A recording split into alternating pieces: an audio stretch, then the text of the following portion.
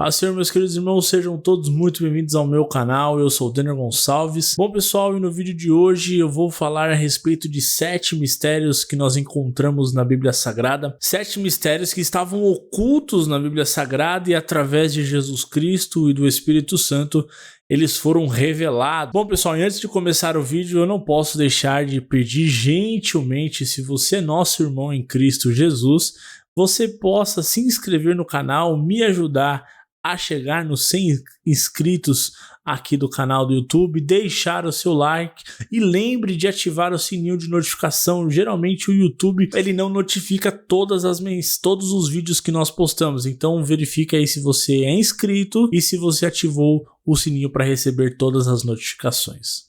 Bom, pessoal, que a Bíblia Sagrada ela é repleta de mistérios e muitas vezes enigmas, e muitas vezes Deus falava de modo por analogia, de forma análoga, para que as coisas não ficassem muito claras às pessoas que não queriam e não desejavam saber como era a palavra de Deus. Este é um dos princípios, até porque Jesus falava por parábolas para que aquele que não quisesse prestar muita atenção não entendesse de fato o que Jesus estava querendo dizer. E há mistérios na Bíblia que Deus deixou ali, mistérios que foram revelados na pessoa bendita de Jesus Cristo e também do Espírito Santo. Estes mistérios não estavam ocultos e exclusivamente para os sábios, mas Deus revelou a todos nós através das suas escrituras. Cada um destes mistérios revela e carrega em si mesmo verdades que fundamentam a fé cristã sobre Deus, a salvação, a criação, o juízo e mais uma série de coisas. Este vídeo tem como por objetivo esclarecer de uma forma um pouco mais simples e uma forma um pouco mais leve alguns destes mistérios. É claro que todos eles são muito profundos e eu precisaria de um vídeo de mais de uma hora para explicar cada um deles, mas a intenção é trazer de uma forma bem lúcida e bem clara cada um destes mistérios que nós encontramos na Bíblia Sagrada. Bom, eu separei 7 mistérios aqui que nós encontramos na Bíblia Sagrada e o primeiro dele que eu quero trazer a você é a respeito do Deus que se fez carne. Talvez este seja um dos temas mais complexos, junto com um que eu vou também explicar um pouco mais à frente. Entender a grandeza do mistério da piedade, onde Deus, o Todo-Poderoso, o Senhor dos céus e da terra, Criador dos céus e da terra, desceu à terra, se fez carne, se fez homem, ou na expressão no grego, taberculou, habitou em nós, e talvez esse seja um dos mistérios mais gloriosos da Bíblia Sagrada, onde nós conseguimos ou tentamos entender o Deus que se manifestou, o Deus que é Espírito, revelado em João 4, agora é o Deus que se revelou através de Jesus Cristo em carne. É uma verdade que ultrapassa o entendimento da lógica, mas que é base e é raiz para a sustentação da fé cristã. O texto que nós vamos usar encontra-se em 1 Timóteo 3,16, que diz assim: e sem dúvida, o grande mistério da piedade, aquele que foi manifesto na carne, justificado em espírito, visto pelos anjos, pregado entre os gentios, criado no mundo, recebido acima na glória. Cabe, antes de nós adentrarmos nos mistérios, cabe explicar a palavra no original no grego o que significa mistério. A palavra no grego para mistério significa verdade escondida que agora foi revelada por Deus. Algo que outrora era oculto, agora está revelado, manifestado para a revelação divina. Já para alguns, a expressão manifesto na carne é tornar visível aquilo que era invisível, ou seja, o mistério da piedade tornou aquilo que era invisível visível. Segundo Charles Spurgeon, a maior manifestação da piedade é Deus se fazendo homem. O mistério da encarnação deveria nos fazer cair de joelhos em adoração, segundo a definição de Charles Spurgeon. Para Wayne Grudem, afirma que a encarnação é o milagre mais extraordinário do cristianismo. O Filho eterno de Deus assumindo plena natureza humana, sem deixar ser plenamente Deus. Este é um dos grandes mistérios da Bíblia Sagrada que é muito difícil, talvez pela nossa mente caída, talvez pela nossa mente pecaminosa, nós entendermos como que um Deus perfeito, que estava assentado em seu trono de glória, teve a coragem e o amor e a piedade de despir-se de toda a sua glória, se fazer carne e habitar entre nós, tudo isso para nos salvar. Talvez esse seja o grande mistério da piedade e o grande mistério de toda a Bíblia Sagrada. Como entender este amor? Como entender o amor que Deus tem pelo ser humano? Mesmo o ser humano com todos os seus erros, todas as suas falhas, Deus ainda assim querer salvar e conseguir nos salvar através da sua obra redentora na cruz do Calvário, na pessoa bendita de Jesus Cristo. Este, para mim, é um dos maiores mistérios da Bíblia Sagrada. Tentar entender a obra da piedade de Deus através da pessoa de Jesus Cristo de Nazaré. É por isso que os judeus não conseguem entender o porquê Jesus é Deus. Eles não conseguem entender o mistério da piedade. E entender o mistério da piedade é a base e a sustentação para a fé cristã. O mistério da triunidade de Deus. Como três são um. Correlato com o mistério da piedade está o mistério da triunidade de Deus. Eu prefiro mais o termo triunidade do que o termo trindade, tá? Para mim, a expressão trindade traz a conotação de três deuses. Eu particularmente prefiro a expressão do Deus Trino. Juntamente com o mistério da piedade, o mistério da triunidade de Deus é um dos pilares, são um dos bastiões que fundamentam a fé cristã para que nós possamos entender e compreender quem é Deus e como é Deus. Muitos versículos dentro da Bíblia Sagrada corroboram para o entendimento do Deus Trino. Haja vista em Mateus capítulo 28, verso 19, portanto, ide, fazei discípulos de todas as nações, batizando-os em nome do Pai, do Filho e do Espírito Santo. A palavra grega para nome, ela está no singular, indica uma única essência divina. Assim são mencionados três pessoas distintas. Essa construção gramatical carrega o peso teológico profundo. O nome de Deus é um, mas envolve três sujeitos plenamente divino. Haja vista que entender Deus é entender que Deus é o ser que coexiste em três pessoas distintas, na pessoa do Pai, na pessoa do Filho e na pessoa do Espírito Santo. Desde o Antigo Testamento nós conseguimos entender que Deus, ele já dava sinais da sua triunidade. Por exemplo, quando ele vai criar o homem, ele vai dizer assim: façamos o homem a nossa imagem conforme a nossa semelhança. Até mesmo no original do hebraico, as expressões estão no plural. Quando ele termina com im, a expressão terminada em im no hebraico, ele traz a conotação de pluralidade. Ele traz a pluralidade da majestade de Deus. Wayne Grudem vai definir assim: a trindade, ou a triunidade, como eu prefiro, é a doutrina de que Deus existe eternamente como três pessoas, Pai, Filho e Espírito,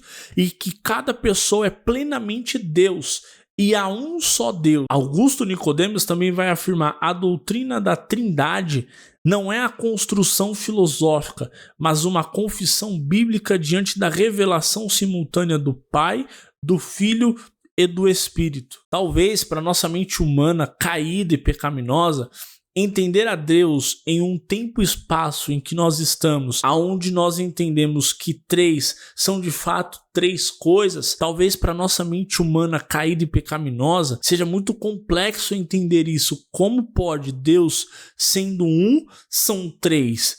Mas eu creio que este mistério, assim como o mistério da piedade que nós entendemos e estão correlatos, nós vamos entender na plenitude de quem é Deus quando nós estivermos frente a frente com o Pai no nome de Jesus. Outro mistério da Bíblia Sagrada que constantemente é defendida e é debatida e são argumentadas em salas teológicas é a respeito do mistério do livre-arbítrio, onde alguns teólogos, algumas pessoas vão defender que o homem possui o livre-arbítrio e outras não possuem o livre-arbítrio. Eu vou trazer aqui o conceito e fica a seu critério entender se você é livre e há o livre-arbítrio ou se você não é livre e você não tem o livre-arbítrio. A discussão a respeito do livre-arbítrio não vem de agora do presente século, mas ela sempre foi debatida nas salas de aulas teológicas cristãs desde os tempos mais remotos, onde constantemente uns defendem e outros acreditam que não há livre-arbítrio para o homem,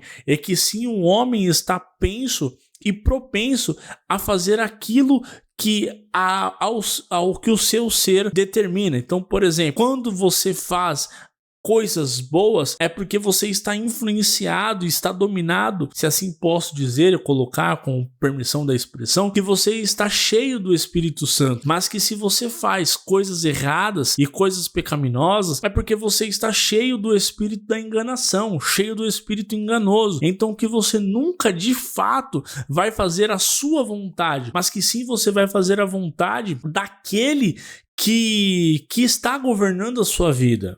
Vou trazer aqui algumas colocações e fica exclusivamente ao seu critério entender o que você entende como o mistério do livre-arbítrio.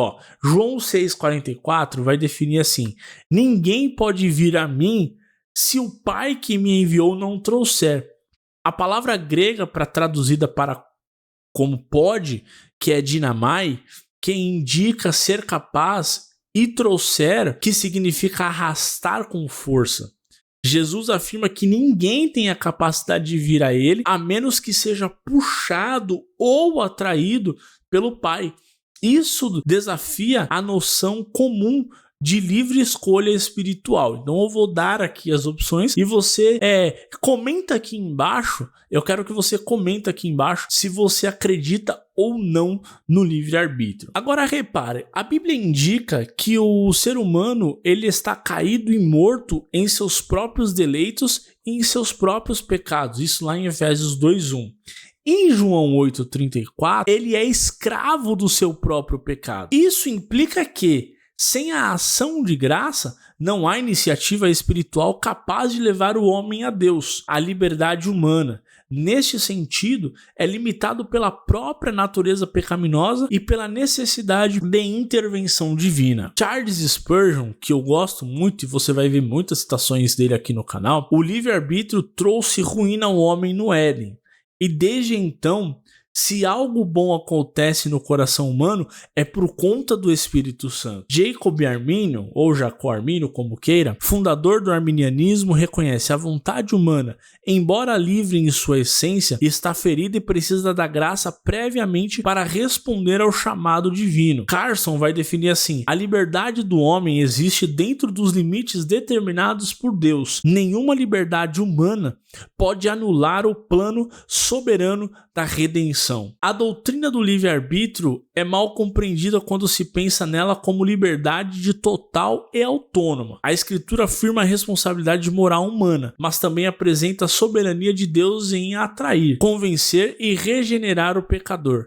A salvação é a obra, portanto, de Deus, do início ao fim, da atração à conversão. Aí agora eu quero saber de você. Comenta aqui embaixo, você acredita no livre-arbítrio? Qual você defende? Você defende que o homem possui ou não possui livre-arbítrio? O próximo mistério que nós vamos tratar aqui será o quarto mistério da Bíblia Sagrada e é o mistério do arrebatamento. Seremos transformados num piscar de olhos ou num abrir e fechar de olhos? Talvez seja a expressão mais correta. O arrebatamento da igreja é um dos temas mais debatidos nas escolas dominicais, nas salas de teologia, aonde se discute não que a igreja será arrebatada. Acho que isso é unânime em entender que o que é o arrebatamento. Cabe agora talvez entender quando se dará este arrebatamento. Uns vão defender que o arrebatamento será antes da grande tribulação, estes são os pré-tribulacionistas. Outros defendem que a igreja será arrebatada no meio da grande tribulação, são os mídias, e há quem defende que a igreja passará pela grande tribulação e será arrebatada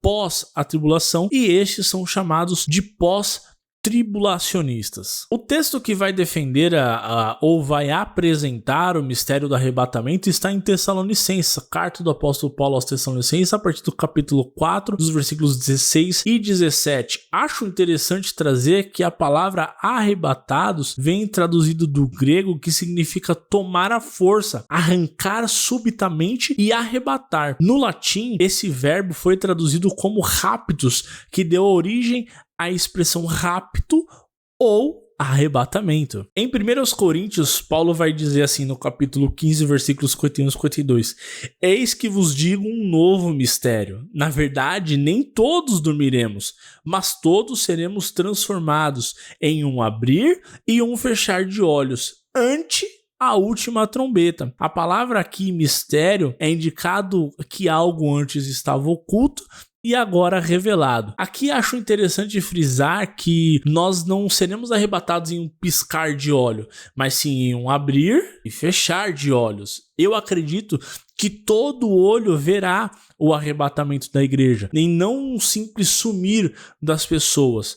Eu particularmente defendo que a igreja não passará pela grande tribulação. Eu acredito no pré-tribulacionismo e que todos hão de ver o arrebatamento da igreja do Senhor Jesus. O arrebatamento, o mistério do arrebatamento, ele nos traz a vigilância e a santidade, porque o próprio Jesus diz que não sabe o dia e nem a hora que virá o Senhor. Então, constantemente, nós devemos estar em santidade, esperando o tocar da última trombeta. Agora eu quero saber de você. Você é um pré, um mid ou um pós-tribulacionista? Agora, antes de nós entrarmos no quinto mistério da Bíblia Sagrada, eu queria te dizer que aqui embaixo, na descrição do vídeo, você pode encontrar materiais que podem reforçar os seus estudos da Bíblia Sagrada. Você vai encontrar aqui links com promoções de dicionários, comentários bíblicos, teologias sistemáticas, teologias bíblicas. Então não esqueça de clicar nos links aqui embaixo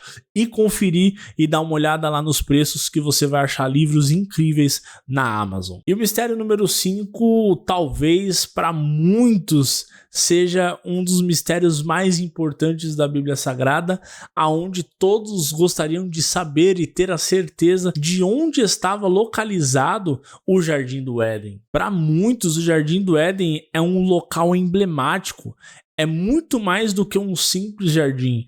É um local onde o homem de fato se relacionou com Deus na sua plenitude e na intimidade, aonde será restaurada após o arrebatamento. A localização geográfica do Jardim do Éden tem sido um grande desafio para os arqueólogos, os exegetas, ao longo de todos os séculos. A narrativa bíblica fornece algumas pistas, mas o desaparecimento de certos marcos após o dilúvio torna essa busca repleta de incertezas. Quando nós olhamos para o Jardim do Éden dentro da Bíblia Sagrada, no livro de Gênesis, nós vamos ver que o Jardim do Éden ele estava cercado por alguns rios, dentre eles o rio Pison, Gion e o rio Tigre. A expressão no hebraico para Éden significa prazer, deleite ou delícia. Isso significa que o homem se deleitava no jardim e tinha ali a plenitude do seu prazer e da felicidade de estar com o Senhor. Algumas teorias judaico-cristãs especulam sobre a localização do Jardim do Éden. Alguns colocam ao sul da Mesopotâmia e outros na Armênia, onde nascem o rio Tigre e o rio Eufrates. E ainda há interpretações mais simbólicas que veem do Éden como uma figura do céu e não o lugar físico localizável. De qualquer modo, o mais importante não é o ponto geográfico, mas talvez o significado espiritual que ele carrega. O Jardim do Éden, na leitura de um contemporâneo ou das pessoas mais próximas ali do Oriente Próximo, quando eles pegam a leitura a respeito do Jardim do Éden, talvez isso numa teologia mais profunda você vai conseguir entender que o Jardim do Éden representava como que se fosse um templo e o homem sendo a coroa da criação. Então você vê ali que o Jardim do Éden representava um tabernáculo, um templo onde a pessoa divina de Deus descia para se relacionar com o homem. Então, mais importante do que de fato a localização explicação de onde foi o Jardim do Éden, mais importante é o significado e o quão profundo ele era para que o homem, Adão, se relacionasse com Deus. Agora eu gostaria que você comentasse aqui embaixo, onde você acha que foi o Jardim do Éden? Alguns vão dizer até que foi no Iraque, tá? Mas eu gostaria de saber de você, onde foi, onde estava localizado o Jardim do Éden? O próximo mistério da Bíblia Sagrada nós encontramos ainda no livro de Gênesis, que vai tratar a respeito do dilúvio. Dilúvio esse que inclusive dificulta o entendimento e a localidade do mistério passado que nós vimos, que é o mistério do dilúvio. Alguns vão defender que o dilúvio foi global e outros vão defender que o dilúvio foi regional. A narração do dilúvio é uma das narrações mais impactantes da Bíblia Sagrada, porque é onde nós vemos como se Deus estivesse recriando todas as coisas. Inclusive, em uma narração de uma teologia bíblica, você vai ver que eles defendem as alianças através dos tempos. Você vai ver que exatamente a aliança que Deus faz com Noé, as expressões que você encontra a respeito da aliança que Deus faz com Noé, Deus não faz uma nova aliança com Noé. Na verdade, Deus está usando de palavras no hebraico para reafirmar os votos feitos com Adão. No princípio da criação, você não vê de fato a palavra aliança na criação, mas subentende-se que há uma aliança sendo formada na criação. Agora já na parte do dilúvio com Noé, você vai ver exatamente as coisas caminhando e crescendo após o dilúvio. A mesma narração encontrada em Gênesis você encontra no livro na parte do dilúvio. Então ali é Deus reafirmando a aliança que ele havia feito com Adão, fazendo agora e restabelecendo essa aliança agora em Noé. Quando nós olhamos para Gênesis 7:19, declara: prevaleceram as águas excessivamente sobre a terra, e todos os altos montes que haviam debaixo dos céus foram cobertos. A linguagem parece ser universalidade. O termo hebraico para terra é Eretz, o que pode significar tanto o mundo inteiro como apenas uma região específica dependendo do seu contexto. O mesmo ocorre com uma expressão debaixo de todos os céus, que em hebraico significa Tahat Kol Hashashamayim, uma hipérbole usada em outros textos veterotestamentários que indica a abrangência ampla, mas não necessariamente total. Por muitos e muitos anos, arqueólogos, teólogos, geólogos, eles defendem, alguns vão defender que o dilúvio foi regional e outros vão defender que o dilúvio foi global. Bruce Waltke vai comentar assim: o foco do texto é mais teológico do que geográfico. A ênfase está na totalidade da corrupção humana e na graça divina que preserva somente da semente da promessa, não necessariamente em descrever um fenômeno climático global como nós entendemos. Já John Walton vai dizer assim, que a terminologia usada é típica da linguagem hebraica para indicar a totalidade relativa. A intenção do autor era mostrar o juízo universal sobre a humanidade conhecida, e não trazer uma descrição científica do planeta. Assim, há muitos estudiosos que defendem fortemente a literalidade de um dilúvio global. Henry Morris, criacionista e fundador do Instituto for Creation Research, argumenta que os detalhes do texto são precisos demais para serem apenas simbólicos ou regionais. A construção da arca, as dimensões, a quantidade de água, os animais, tudo indica uma catástrofe global. Então, independente de se você acredita que o dilúvio ele foi global ou regional, talvez o mais importante é entender o significado deste mistério. É o que Deus queria passar com a reconstrução do ser humano, ou resetar a raça humana, se assim posso dizer. Aí eu gostaria de saber de você, comenta aqui embaixo, você entende que o dilúvio foi global ou que o dilúvio foi regional? O mistério da salvação pela graça. Por que Deus salva quem não merece? Este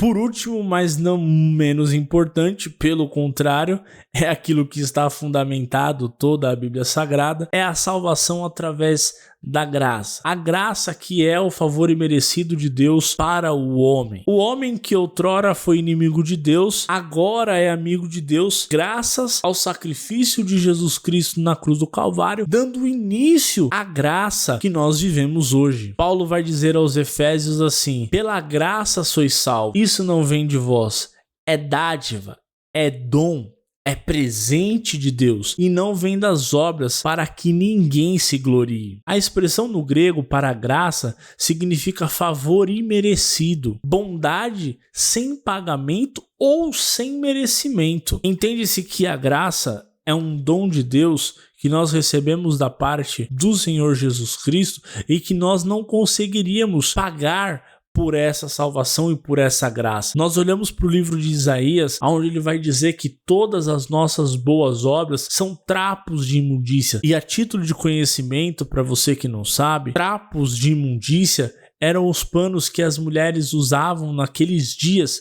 E quando nós olhamos para a menstruação da mulher na Bíblia Sagrada, no conceito do Antigo Testamento, era algo considerado como impuro. Por exemplo, a mulher nos seus dias ela deveria se resguardar do marido. Quando ela sentasse em algum lugar, ninguém poderia sentar ali naquele lugar. Então, diversas coisas. Então, ou seja, as nossas boas obras, aquilo que nós achamos que é maravilhoso para Deus é nada, porque a salvação é de graça pela graça. A Bíblia vai dizer que o homem era escravo do pecado, mas em João 3,16 nós vemos que Deus amou o mundo de tal maneira que deu seu Filho unigênito para que todo aquele que nele crê não pereça, mas tenha a vida eterna. Wayne Grudem vai definir assim a graça. Graça é o favor imerecido de que Deus nos salva e nos capacita a viver como filho. Qualquer tentativa de tornar a salvação uma conquista humana é uma distorção do evangelho. É bem isso mesmo. Na carta do apóstolo Paulo a Tito, ele vai dizer assim: a graça de Deus se manifestou, trazendo salvação para todos os homens, ensinando-nos a renunciar a impiedades e às paixões mundanas. A graça não é apenas o início da salvação, ela é o poder que nos transforma diariamente. O mistério da graça é esse: Deus salva quem não merece, perdoa quem nem tem condição de pagar. É exatamente como o ladrão na cruz. Este é o amor de Deus, que para muitos é incompreensível e inaceitável. Como pode alguém que fez tantas atrocidades e barbaridades, porque agora aceitou a Jesus Cristo, pode ser chamado filho de Deus? Isso é graça. Isso é favor imerecido. É o que nós não conseguimos alcançar através das nossas obras, mas alcançamos através do dom de Deus, do favor imerecido do nosso Pai. E para você que ficou até o final deste vídeo, eu tenho um presente para você. Todo este conteúdo que eu gravei aqui, eu disponibilizei em um e-book que você pode baixar e vai estar disponível tanto em PDF quanto em Kindle. Se você tem um Kindle, você pode baixá-lo e você vai encontrar lá toda essa versão deste vídeo com um estudo mais aprofundado. Se você ficou comigo até agora, então eu posso te pedir, não esqueça de se inscrever no canal, ativar o sininho para todas as notificações e deixar aquele like para abençoar a nossa vida. Se você ainda não viu os nossos vídeos, tem outros vídeos aqui no canal, então assista. Que Deus abençoe a sua vida. Até o próximo vídeo. Fui. Tchau, tchau.